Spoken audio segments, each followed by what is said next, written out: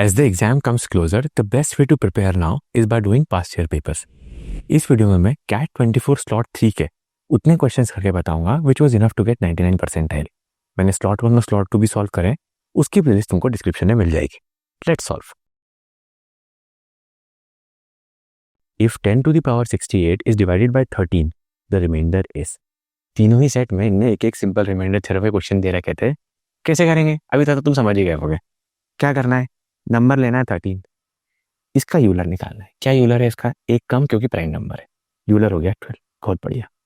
12 को किससे मॉड करना है? इससे। 68 मॉड 12 क्या होगा? 60 तक तो खत्म हो जाएगा, आखिरी में बचेगा 8। ठीक है, तो ये जो 8 है इसको यहाँ रिप्लेस कर सकते हैं। क्वेश्चन बन जाएगा 10 की पावर 8 मॉड 13। बहुत बढ़िया। अब कई लोग बोलते हैं कि यार इसके आगे यूलर कॉन्सेप्ट नहीं लगता। नहीं लगता तो क्या हुआ, यूलर ने तुम्हारा काम आसान तो कर दिया ना। इसके आगे जो तुम तुम्हारा नॉर्मल मैनुअल कैलकुलेशन करते हो, नॉर्मली रिमाइंडर थ्योरम में क्वेश्चन सॉल्व करते हो, वो करते जाओ और सॉल्व कर लो। कैसे सॉल्व करते हैं? बेस को बढ़ाते जाओ और इससे मॉड करते जाओ। मतलब ये 10 की पावर 8 को लिखो 100 की पावर 4, बेस को बढ़ा दिया, मॉड 13 कर दिया। अब 13 को मॉड करो इस 100 के बेस से, 91 तक डिवाइड हो जाएगा, बचेगा क्या? 9। तो ये हो जाएगा 9 की पावर 4 मॉड 13। वही चीज वापस से रिपीट करनी है। 9 की पावर 4 को लिखो 81 की पावर 2 मॉड 13। अब फिर से मॉड कर दो, इसको डिवाइड करो, कहां तक डिवाइड होगा? 78 तक हो जाएगा, बचेगा फाइनली 3 की पावर 2 मॉड 13, मतलब 9 मॉड 13। अब फाइनली ये जो 9 है ये इस 13 से छोटा हो गया, मतलब 9 is the reminder, 9 is the final answer. वही सिंपल प्रॉफिट लॉस की बात हो रही है। Gopi marks up a price of a product in order to make 20% profit. Product था एक्स प्राइस का, हमारी गोपी ने इसको 20% से बढ़ा दिया, तो 1.2x बना दिया। बहुत बढ़िया। Ravi gets 10% discount on the mark price. ये मार्क प्राइस है, ये कॉस्ट प्राइस थी किसकी? गोपी की। गोपी ने कॉस्ट प्राइस पे खरीदा, मार्क प्राइस पे मार्क करा, वहां लिख दिया, मार्क कर दिया। ठीक है, अब रवि ने जब खरीदा तो उसको डिस्काउंट मिल गया। कितना डिस्काउंट मिल गया? 10% का। 10% का डिस्काउंट मतलब 0.9 से मल्टीप्लाई, 1.08x इस कीमत पे रवि को मिल गया। ये एक्चुअल सेलिंग प्राइस है जब रवि ने खरीदा। ठीक है, एंड दस सेव्स 15 रुपीज। अब ये मार्क प्राइस और ये सेलिंग प्राइस से जो उसको डिस्काउंट मिला है उससे उसने क्या करा? 15 रुपए को बचा लिया। सीधी सी बात है। तो 1.2x उसकी एक्चुअल मार्क प्राइस थी, उसने एक्चुअली खरीदा 1.08x में, और कितने रुपए बचा लिए? इसका डिफरेंस बचा लिया, 15 रुपए बचा लिया। मतलब 0.12x इज इक्वल्स टू 15। ये तुमको मालूम पड़ गया। x की वैल्यू आ गई 15 बाय 0.12। कैलकुलेटर में वैल्यू डालो, x की वैल्यू मिल गई तुमको 125। बहुत बढ़िया। Then the profit in rupees made by Gopi by selling the product to Ravi is 125 रुपए में खरीदा, 1.2x पे मार्क करा, मतलब 1.2 टाइम्स मल्टीप्लाई कर दो 125 से, तो 1.2 इंटू 125 इज 150। 150 उसकी मार्क प्राइस थी। फाइनली सेल कितने पे करा? उससे 15 रुपए कम पे, मतलब 135 रुपीज पे सेल कर दिया। या फिर तुम 125 इंटू 1.08 भी कर सकते हो, 135 आएगा तुम्हारे पास। अब प्रॉफिट उसने कितना कमाया? 125 में खरीदा, 135 में सेल करा, तो उसको प्रॉफिट मिला 10 रुपीज का। तो 10 इज द राइट आंसर।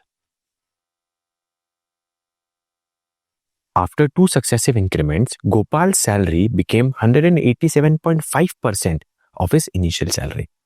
तो मान लो उसकी सैलरी थी x, ठीक है, फिर कुछ कुछ हुआ, उसमें इंक्रीमेंट हुआ, और इंक्रीमेंट होने के बाद वो फाइनली 187.5% हो गया, मतलब 1.875x इतना हो गया। ठीक है, if the percentage of the salary increase in the second increment was twice that of the first increment. मान लो पहले इंक्रीमेंट में y% से बढ़ा, इंक्रीज बाय y% हुआ, तो सेकेंड टाइम क्या हुआ? 2y% से बढ़ा। सेकेंड इंक्रीमेंट डबल था उसका basically. Then the percentage salary increase in the first increment was, basically पूछ रहे हैं y की वैल्यू निकाल दो। ठीक है, x लो, उसको y% से बढ़ा दो, x into 1 plus y by 100, y% से बढ़ा दिए। ठीक है, फिर इसको लो, इसको क्या करो? 2y% से बढ़ा दो, मतलब 1 प्लस 2y बाय 100। सीधी सी बात है, is equals to what? 1.875x। ये x तो कैंसिल हो गया, इनिशियल सैलरी थी, क्या फर्क ही नहीं पड़ता उससे। अब अपने को इसको सॉल्व कर लेना है और y की वैल्यू निकाल लेनी है। क्या करो, इन दोनों को मल्टीप्लाई कर दो। तो 1 plus 2y by 100 plus y by 100 plus 2y square by 100 square is equals to 1.875। ठीक है, एक काम करते हैं, इस 1 को उधर भेज देते हैं। क्या हो जाएगा, इज इक्वल्स टू 0.875 किसके बराबर हो गया, 3y bye 100 2y square by 100 square.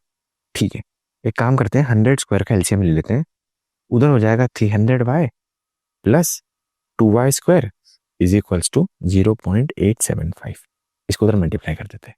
कितना हो गया, 300y plus 2y square is equals to 8750।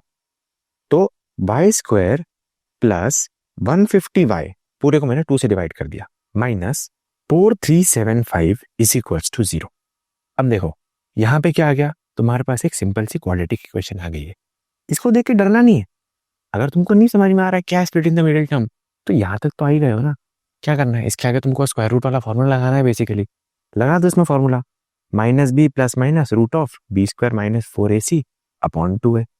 Minus b मतलब क्या, -150 plus minus under root of 150 का square minus 4 into a into c, 4 into 1 into c क्या है -4375।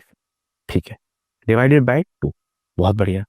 अब देखो तुम्हारे पास कैट में कैलकुलेटर तो रहता ही है, मल्टीप्लाई कर लो, -4 इंटू -4375 क्या होता है वो निकाल लो, 150 का स्क्वायर निकाल लो, उन दोनों को माइनस कर लो, तो ये हो जाएगा 17500 और 150 का स्क्वायर होता है 22500। इन दोनों को ऐड कर लो, अंडर रूट निकाल लो, -150 प्लस अपॉन 2। ठीक है, 22500 प्लस 17500 मतलब 40,000। तो under root of 40,000 -150 plus minus upon 2। 40,000 का अंडर रूट क्या होगा, 200।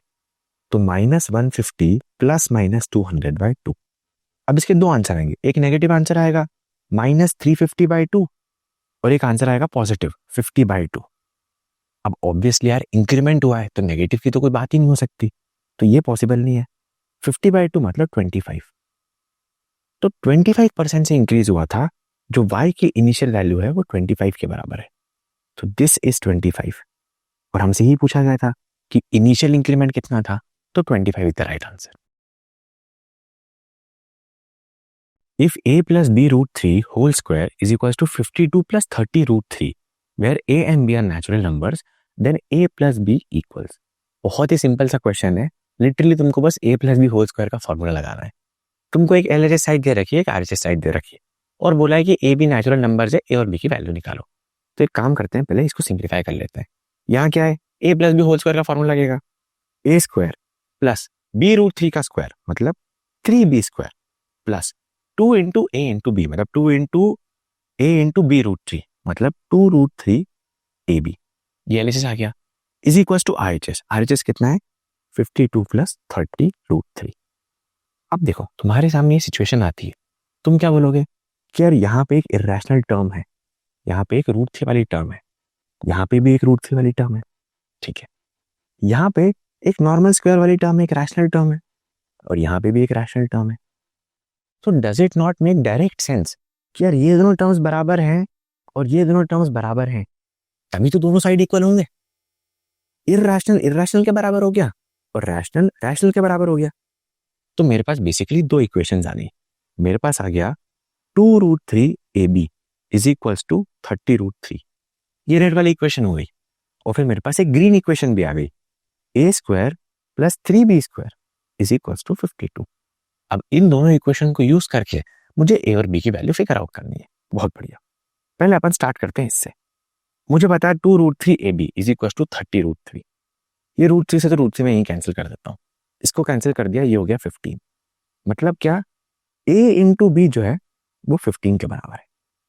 अब यहाँ पे तुमको एक और क्लू दे रखा है कि a और b नेचुरल नंबर्स है।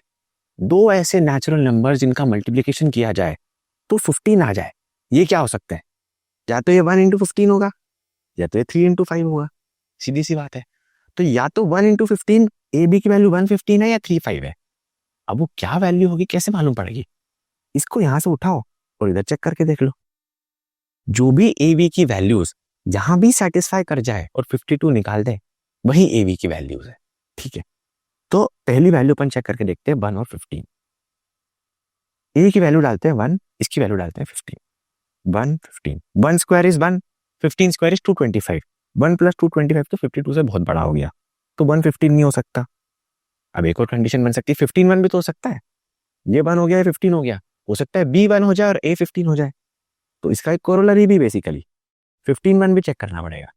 15 1 चेक करके देख लो, 15 स्क्वायर तो क्या 225 हो गया, प्लस 3, तो ये भी 52 से बहुत बड़ा है, तो ये पॉसिबिलिटी नहीं बन सकती। ठीक है, तो अपन ने ये पॉसिबिलिटी हटा दी, दिस इज नॉट पॉसिबल। अब 3 5 और उसका सिबलिंग 5 3 दोनों चेक करके देखते हैं। 3 5 डालते हैं पहले, 3 square is 9 plus 5 square is 25 और 25 इंटू 3 कितना होता है 75। 9 प्लस 75, ये भी बाहर चला गया, ये भी नहीं हो सकता। एक काम करते हैं, 5 3 चेक करके देखते हैं। 5 square is 25 plus 3 into 3 square is 9, मतलब 3 इंटू 9, तो 25 प्लस 27 कितना हो गया 52। मतलब ए की वैल्यू 5 है और बी की वैल्यू 3 है। तुमसे क्या पूछा है, ए प्लस बी पूछा है, तो 8 इज द राइट आंसर।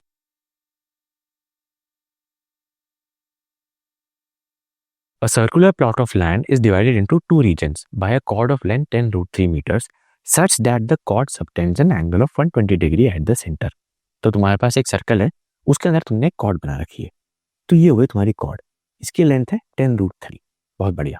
अब ये बोला गया है कि ये जो कॉर्ड है, ये सेंटर वाले पॉइंट पे, ये अगर सेंटर तुम्हारे पास ओ है, तो इस सेंटर वाले पॉइंट पे 120 डिग्री सबटेंड करती है। बहुत बढ़िया, वो भी अपन ने ड्रॉ कर लिया।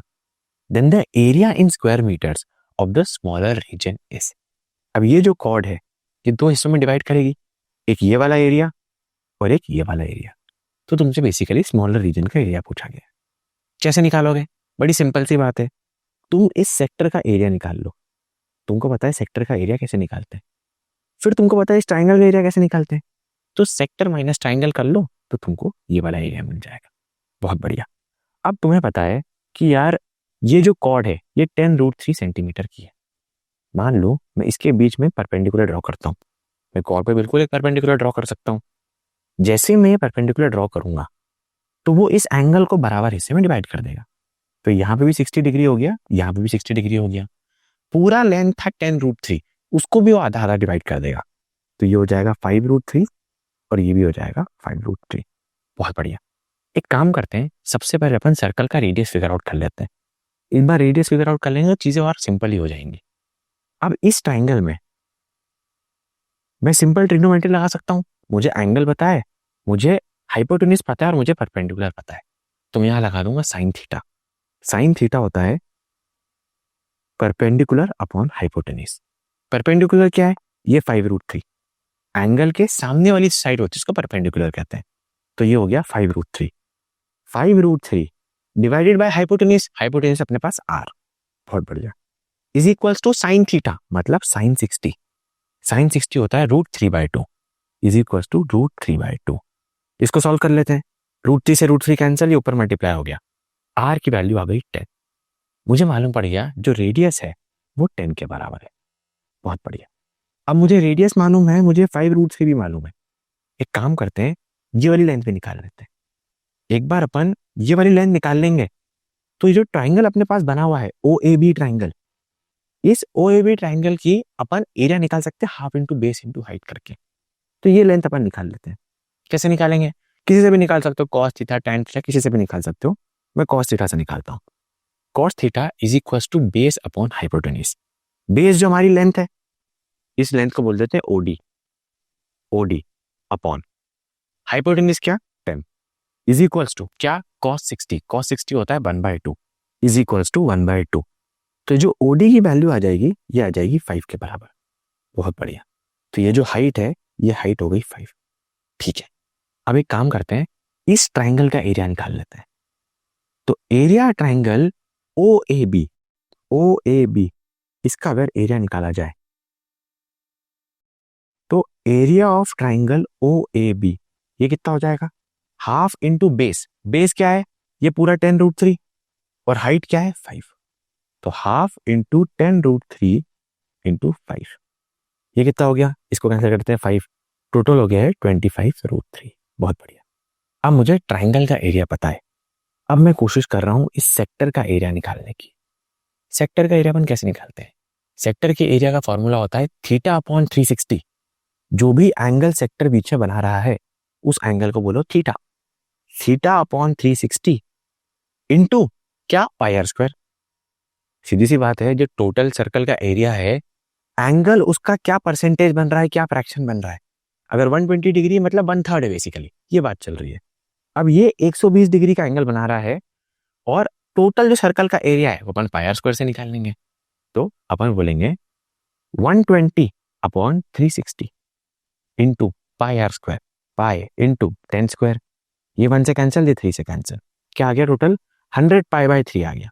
तो ये हो गया 100π/3। ठीक है। अब मैंने तुमसे स्टार्टिंग में क्या बात करी थी? मैंने तुमको बोला था सेक्टर का एरिया निकालो, उससे ट्राइंगल का एरिया माइनस कर दो। तो 100π/3 माइनस 25√3। 25 कॉमन लिया, अंदर क्या बचा?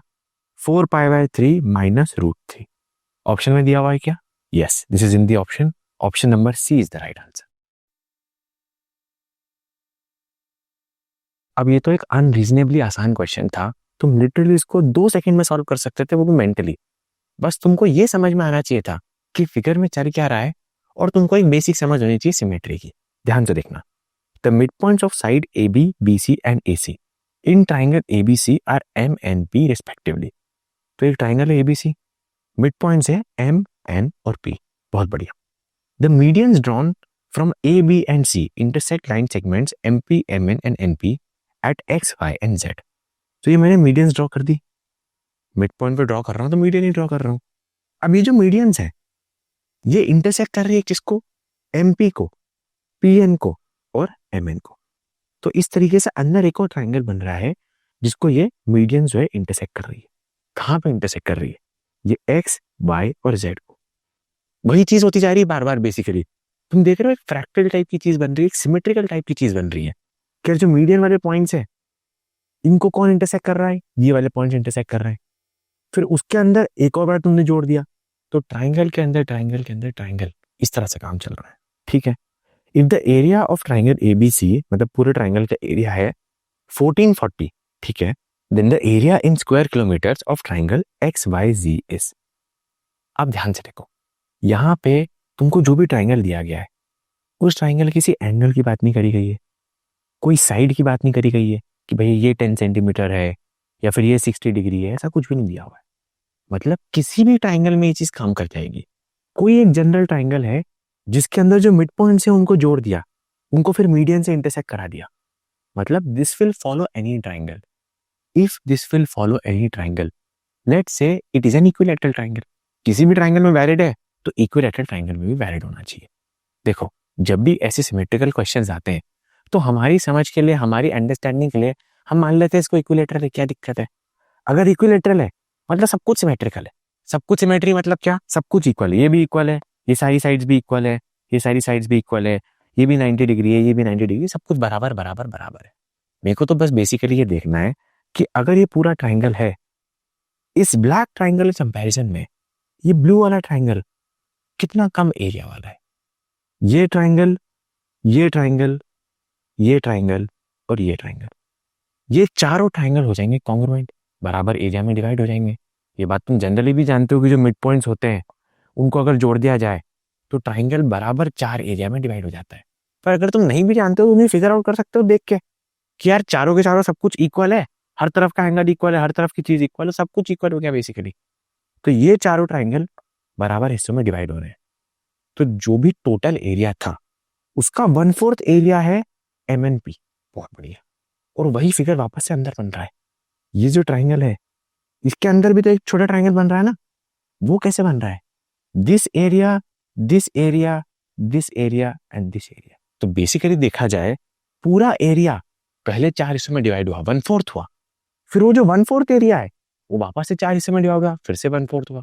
मतलब जो पूरा एरिया था 1440, वो एक बार 1/4 हुआ, मल्टीप्लाई बाय 1/4, फिर एक और बार 1/4 हुआ, मल्टीप्लाई बाय 1/4।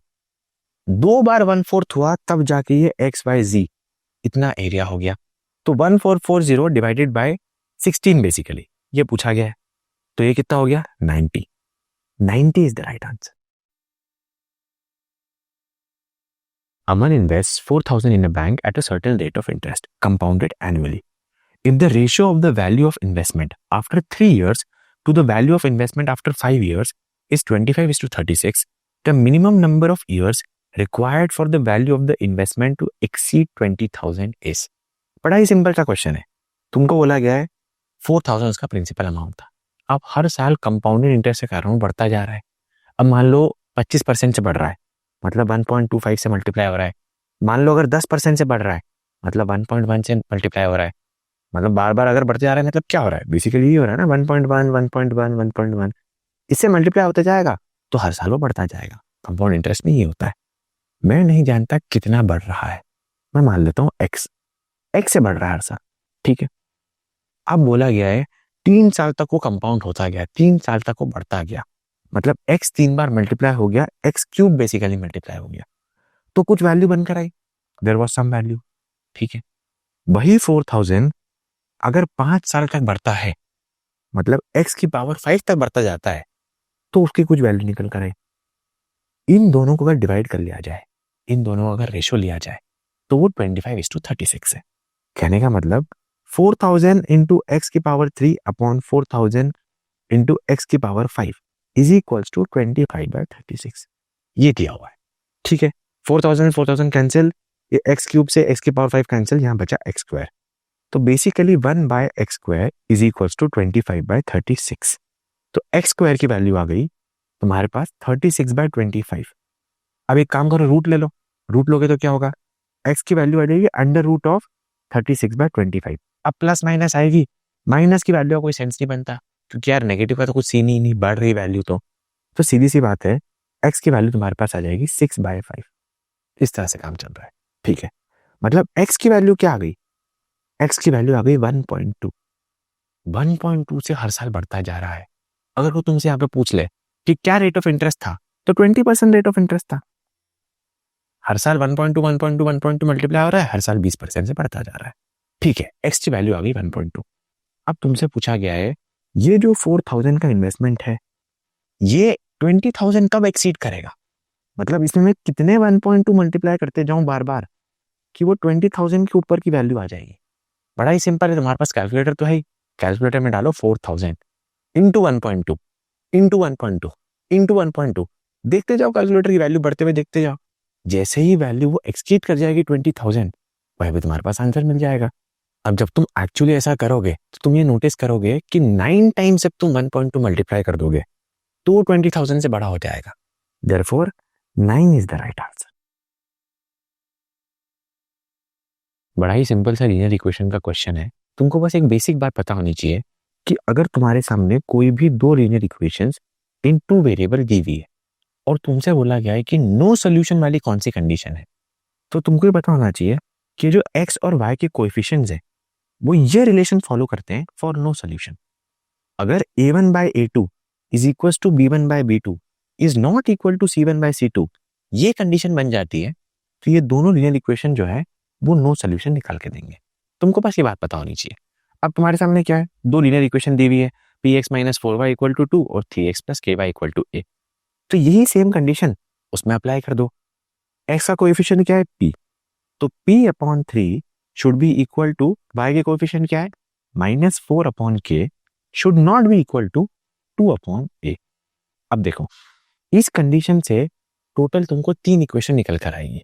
तुम क्या कर सकते हो, तुम पहले इन दोनों से कंडीशन निकाल लो, k को उधर मल्टीप्लाई कर दो, c को उधर मल्टीप्लाई कर दो, तो pk इज इक्वल्स टू -12, मतलब pk + 12 इज इक्वल्स टू 0.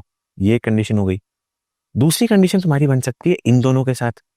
अगर तुमने a उधर मल्टीप्लाई कर दिया, k उधर मल्टीप्लाई कर दिया, -4a is not equal to 2k, तो k is not equal to -2a, मतलब k + 2a is not equal to 0. ये दूसरी कंडीशन हो गई. और तीसरी कंडीशन कौन सी होगी, ये p/3 और 2/a को यूज करके, तो ap is not equal to 6, तो ap - 6 is not equal to 0. ये 3 कंडीशन में से ऑप्शन में कौन सी दे रखी है, 2a + k is not equal to 0, तो option A is the right answer. The average of 3 distinct real numbers is 28। तो 3 नंबर है अपने पास ए बी और सी, इन तीनों का एवरेज दिया हुआ है, मतलब A plus B plus C divided by 3, ये दिया हुआ है 28। अगर एवरेज 28 है मतलब सम क्या हुआ, 3 उधर मल्टीप्लाई कर दो, सम तुम्हारे पास आ गया 84। ये बात तुमको बताएं, ठीक है। If the smallest number is increase by 7, एक काम करते हैं, ए बी सी को अपन असेंडिंग ऑर्डर में मान लेते हैं कि ए सबसे छोटा है, सी सबसे बड़ा है। स्मॉलेस्ट नंबर को मैंने 7 से बढ़ा दिया, तो ये बन गया ए प्लस 7, ठीक है। And the largest number is reduce by 10, ये हो गया सी माइनस 10, ठीक है। The order of the numbers remain unchanged. अब देखो, ये बी तो बी की जगह ही रहा, ऑर्डर इनका जो है अनचेंज्ड रहा। कहने का मतलब क्या, अभी भी सबसे छोटा ए ही है, अभी भी सबसे बड़ा सी ही है, और बी तो जो मिडिल में था वो मिडिल में ही है, ठीक है। And the new arithmetic mean becomes 2 more than the middle number. अब जो नया अर्थमेटिक मीन है, मतलब A plus 7 plus B plus C minus 10 divided by 3, ये नया एवरेज है। ये क्या होगा, ये बी से 2 बड़ा नंबर है, तो ये बी प्लस 2 के बराबर है, ये अपने को मालूम पड़ गया। इसको वहां मल्टीप्लाई कर देते हैं, A plus B plus C minus 3 is equals to 3b plus 6, ठीक है। अब मैं a plus B plus C की वैल्यू तो जानता ही हूँ, 84 के बराबर होती है, तो ये वैल्यू मैं यहाँ पे डाल देता हूँ। 84 minus 3 is equal to 3b plus 6, इस 6 को उधर भेज देते हैं, तो 84 माइनस 9 मतलब 75 is equal to 3b, b की वैल्यू आ गई 25। मुझे मालूम पड़ गया जो मिडिल नंबर था वो 25 के बराबर था, बहुत बढ़िया, दिस इज 25। आगे देखते हैं, while the difference between the largest and the smallest number becomes 64। जब ये पूरा खेल हुआ था, जब मैंने 3 नंबर बनाए थे, तो जो एवरेज था वो तो b प्लस 2 हुआ था, वो तो अपन ने सॉल्व करके देख भी लिया, उसकी तो इक्वेशन भी अपन ने निकाल ली, इसको अपन अभी इरेज कर देते हैं, जरूरत नहीं इसकी कोई। अब अपने को बोला गया कि जो डिफरेंस है दोनों के बीच का, जो लार्जेस्ट नंबर है और स्मॉलेस्ट नंबर है, उसके बीच का जो डिफरेंस है, मतलब c minus 10 minus a plus 7, ये कितना बन जाता है, ये 64 के बराबर बन जाता है। तो c minus 10 minus a minus 7 is equal to 64, c minus a is equal to 64 plus 17, तो c माइनस a की वैल्यू आ जाएगी तुम्हारे पास 81, बहुत बढ़िया। c माइनस a 81 है, b तुम्हारे पास 25 तो है ही, कोई दिक्कत की बात नहीं है, और a plus b plus c 84 है। एक काम करता हूं, ये जो b 25 आया ना, वो यहां डाल देता हूं, तो a plus 25 plus c is equal to 84, तो a plus c is equal to 59।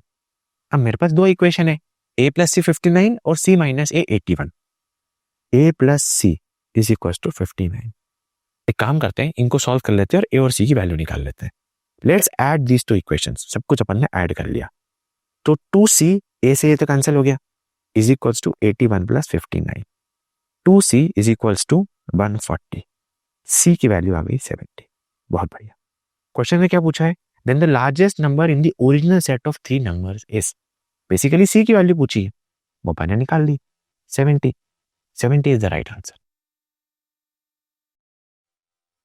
A train travelled a certain distance at a uniform speed, अपने को पता है speed is equal to distance upon time. मैं तुमको एक और बढ़िया बताता हूँ, एक और मोर कन्वीनियंट तरीका है लिखने का, जिससे कैलकुलेशन आसान हो जाती है। मैं हमेशा लिखता हूँ time is equal to distance upon speed, this makes things a lot easier, ठीक है। तुमको बोला गया है कोई सर्टेन डिस्टेंस ट्रैवल करी गई है कोई सर्टेन टाइम में, मान लेते हैं टाइम का अपॉन स्मॉल टी, डिस्टेंस जो ट्रैवल करी गई है उसको मान लेते हैं स्मॉल डी, और जो स्पीड है उसको मान लेते हैं v। एस क्या है ना 5 की तरह दिखता है, तो b लिख देते हैं उसको, ठीक है। Had the speed been 6 kilometre per hour more, had the speed been 6 kilometre per hour more, अगर ये स्पीड v नहीं होती, v से ज्यादा v प्लस 6 होती, तो क्या होता, it would have needed 4 hours less. तो जो डिस्टेंस है d, वो तो सेम टू सेम ही है, जो स्पीड है अगर वो 6 से बढ़ा दी जाती, तो जो टाइम है वो 4 आवर्स कम लगता, ठीक है।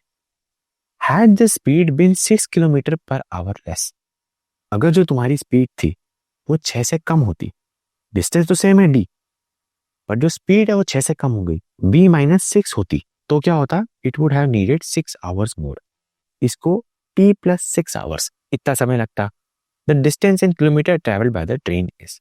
डी की तुमको वैल्यू निकालनी है। अब देखो तुम्हारे पास 3 इक्वेशन है, 3 वेरिएबल है, तो तुम डी की वैल्यू निकाल सकते हो। यहाँ पे ले दे के गेम इस बात का बसता है कि यार ये जो 3 इक्वेशंस है इनको एफिशिएंटली किस तरीके से सॉल्व किया जाए। अब देखो जब तुम time is equal to distance upon speed इस फॉर्मेट में लिखते हो ना, तो तुम इस टाइम को डायरेक्टली यहाँ पे रिप्लेस कर सकते हो। इस टाइम को यहाँ पे डायरेक्टली रिप्लेस कर सकते हो। तो तुम क्या बोलोगे, D upon V plus 6 is equals to D upon V minus 4। इस डी को यहाँ भेज देते हैं। D upon V plus 6 minus D upon V is equals to minus 4। Minus sign से मल्टीप्लाई कर देते हैं। फाइनली क्या होगा, D upon V minus D upon V plus 6 is equals to 4। ये तुम्हारे पास पहली इक्वेशन आ गई। सेम टू सेम ये ब्लू वाली इक्वेशन ही बना लेते हैं। क्या करेंगे, इस टाइम को यहां डाल देते हैं फिर से और फिर उधर भेज देते हैं। तो क्या हो जाएगा, D upon V minus 6 minus D upon V is equals to 6। ये सेकेंड इक्वेशन आ गई। अब इन दोनों इक्वेशन को सॉल्व करते हैं, डी की वैल्यू निकालते हैं। एक काम करते हैं, डी को कॉमन ले लेते हैं। डी को ऊपर कॉमन लिया, क्या हुआ, 1 by V minus 1 by V plus 6 is equals to 4। LCM लेंगे तो क्या होगा, v इंटू वी प्लस 6 ऊपर हो जाएगा v प्लस 6 माइनस वी। ये इससे कैंसिल हो गया। ठीक है, तो d into 6 upon V plus 6 is equals to 4। ये तुम्हारे को रेड इक्वेशन मिल जाएगी। v वाली इक्वेशन क्या है, d को वही कॉमन लेते हैं। कॉमन लिया, क्या हो जाएगा अंदर, 1 अपॉन वी माइनस 6 माइनस 1 बाई वी। तो v minus V plus 6 upon v into V minus 6। ये इससे कैंसिल हो गया और मल्टीप्लाइड बाई डी है इज इक्वल्स टू 6 है। ठीक है, तो तुम्हारे पास बेसिकली दो इक्वेशंस आ गई, एक ये वाली इक्वेशन और एक ये वाली इक्वेशन। ऊपर वाली इक्वेशन क्या बोल रहा है, 6d upon v into V plus 6 is equals to 4। नीचे वाली इक्वेशन क्या बोल रही है, 6d upon v into V minus 6 is equals to 6। अब एक काम करते हैं, अपन है ना इन दोनों इक्वेशंस को बराबरी से डिवाइड कर देते हैं। तो ये 6d और ये 6d कैंसिल हो जाएगा। जब मैं इन दोनों को बराबरी से डिवाइड कर दूंगा, दोनों साइड डिवाइड कर दूंगा, तो क्या हो जाएगा, ये ऊपर चले जाएगा, v upon V minus 6 upon V plus 6 is equals to 4 by 6। बहुत बढ़िया। एक काम करते हैं, v से भी कैंसिल कर देते हैं। फाइनल तुम्हारे पास क्या बचेगा, इधर उधर मल्टीप्लाई कर दो, 6v minus 36 is equals to 4v plus 24। इसको वहां भेज दो। 2v is equals to 60। v की वैल्यू आ गई 30। बहुत बढ़िया। अब तुम्हें v की वैल्यू नहीं, तुमको d की वैल्यू निकालनी थी, बट तुमने यार v की वैल्यू तो निकाल ही ली है, किसी भी एक इक्वेशन में डाल दो। ये इक्वेशन तुमको मालूम ही थी, यहाँ पे अगर तुम v की वैल्यू 30 डाल दोगे तो तुम क्वेश्चन सॉल्व कर सकते हो। क्या इक्वेशन थी, 6d upon v into V plus 6 मतलब 30 इंटू 36 इज इक्वल्स टू 4। तो d की वैल्यू आ गई 4 इंटू 30 इंटू 36 अपॉन 6। ये इससे कैंसिल हो गया, ये 6 हो गया। फाइनल तुम्हारे पास आ गया 120 into 6 that is equals to 720। तो 720 is the right answer. If 3 की पावर a इक्वल टू 4, 4 की पावर b इक्वल टू 5, 5 की पावर c इक्वल टू 6, 6 की पावर d इक्वल टू 7, 7 की power e equal to 8 and 8 की power f equal to 9, then the value of the product of a b c d e f is. बहुत ही simple, बहुत ही interesting question है। इसको तुम log का concept use करके बड़ी आसानी से सॉल्व कर सकते हो। देखो लॉग में क्या होता है, लॉग में तुमको पता है कहीं ऐसा लिखा हुआ है, मान लो log x base y is equals to z, ऐसा कुछ लिखा हुआ है, तो तुम्हारे दिमाग में एक एनिमेशन चलता है। तुम बोलते हो कि अरे y की power z is equals to x, y उधर चले जाता है और बेस में बन जाता है और z ऊपर उड़ जाता है और x नीचे आ जाता है। तो log x base y equal to z क्या होगा, x is equals to y की पावर z, यही चीज होगा। अब यही चीज दे रखी है, बस उल्टे फॉर्मेट में दे रखी है। यहां पे तुमको ये चीज दे रखी है, तुम अगर उल्टा लॉग के फॉर्मेट में कन्वर्ट कर दोगे तो आराम से चीजों को मल्टीप्लाई कर पाओगे। तो तुम इन सबको लॉग के फॉर्मेट में कन्वर्ट करते जाओ। वही जो तुम एनिमेशन प्ले करते हो दिमाग में जब तुम लॉग से एक्सपोनेंट कन्वर्ट करते हो, उसी का मैं उल्टा करने के लिए बोल रहा हूं। मैं बोल रहा हूं इसको लिखो तुम log 4 base 3 equal to a। इस तरीके से तुम इसको ट्रांसफर कर सकते हो, इस तरह से लिख सकते हो। ये नीचे चला गया बेस में, ये a अकेला हो गया और 4 लॉग के अंदर चला गया। सिमिलरली इसको क्या लिख सकते हो, इसको लिख सकते हो log 5 base 4 is equals to b। इसको क्या लिख सकते हो, log 6 base 5 equal to C, log 7 base 6 equal to D, log 8 base 7 equal to E, और finally log 9 base 8 is equals to F। इसको इस तरीके से लिख दिया, लॉग के फॉर्मेट में लिख दिया, सीधी सी बात है। अब तुम क्या बोलो कि यार ये सारे नंबर्स हैं, इन सब नंबर का मल्टीप्लिकेशन मांगा है, a into B into C into D into E into F मांगा है, मतलब this into this into this into this into this into this मांगा है, मतलब log 4 base 3 into log 5 base 4 into log 6 base 5 into log 7 base 6 into log 8 base 7 into log 9 base 8। ये basically पूछा गया है। अब ये तो तुम बड़ी आराम से सिंप्लीफाई कर सकते हो। तुम क्या बोलोगे, तुम बोलोगे यार log 4 base 3 को मैं log 4 by log 3 लिख सकता हूँ, log 5 base 4 को log 5 by log 4 लिख सकता हूँ, log 6 by log 5, log 7 by log 6, log 8 by log 7, log 9 by log 8, और फिर बाद में सब कैंसिल हो जाएंगे। मतलब तुम उसको इस तरह से लिख सकते हो, log 4 by log 3 multiplied by log 5 by log 4, ये log 4 से log 4 कैंसिल। अब तुमको पैटर्न दिख रहा है, ये पैटर्न बार बार चलता जाएगा। log 6 by log 5, ये इससे कैंसिल हो गया। आगे बढ़ते जाते हैं, आगे क्या है, log 7 by log 6, ये यहां से यहां कैंसिल हो गया। फिर log 8 by log 7, ये इससे कैंसिल हो गया, और फाइनली तो log 9 by log 8, ये इससे कैंसिल हो गया। बचा तुम्हारे पास क्या, स्टार्टिंग वाला log 3 और एंड वाला log 9। तुम्हारे पास बचा log 9 by log 3। अब इसको मैं वापस उस तरीके से लिख सकता हूं, जब मैंने बेस और log की वैल्यूज को अलग अलग करा था, जब मैंने यहां से यहां मूव किया था, तो मैं उल्टा भी मूव कर सकता हूं। मैं इसको क्या लिख सकता हूं, log 9 base 3। ये log की प्रॉपर्टीज बार बार लगाते जा रहा हूं, चीजों को सिंप्लीफाई करते जा रहा हूं। log 9 base 3 क्या होता है, 3 की पावर में क्या रखोगे तो 9 बन जाएगा, 2 रखोगे, तो log 9 base 3 होता है 2, तो 2 इज द राइट आंसर।